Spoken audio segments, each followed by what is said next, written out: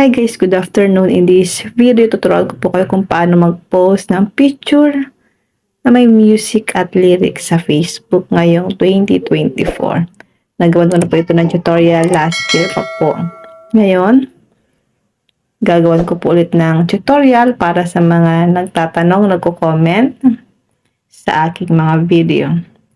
Ganito lang po ang gagawin natin para makapag-post tayo ng picture na may music at lyrics.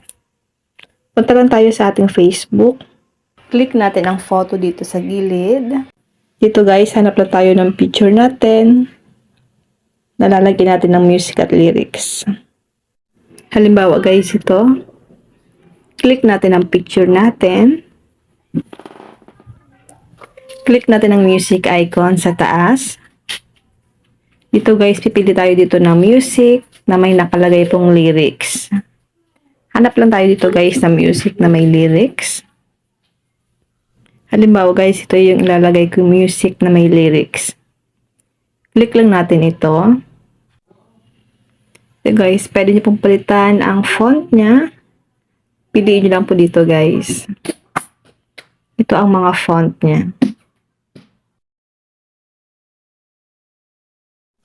Pwede rin po natin dito palitan ang sulat ng ating lyrics. Doon po sa parang rainbow. And dito, pwede na po kayo ditong mamili kung anong gusto mong kulay. Ang makikita mo sa inyong lyrics. Ayan guys. Ayan. Kapag okay na po yan, click nyo na lang po ang done. Ayan. Pwede nyo pong i-drag ang lyrics ng inyong music. Ayan guys.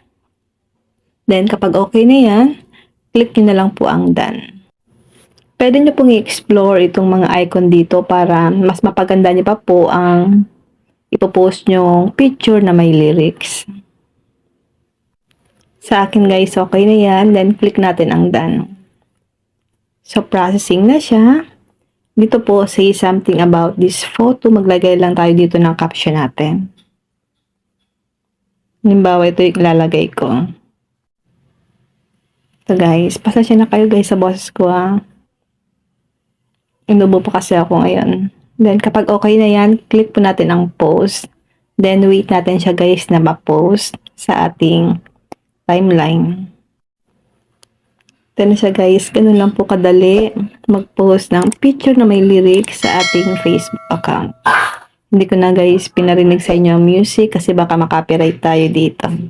Kung may natutunan ka sa aking video, huwag mong kalimutan na i-follow ako sa aking Facebook page, Positive Mind, at sa aking YouTube channel RK Willow para lagi kang updated sa lahat ng tips at video tutorial na ina-upload ko. Mag-comment lang kayo sa comment section kung may mga katanungan kayo. And now, thank you for watching. God bless you all.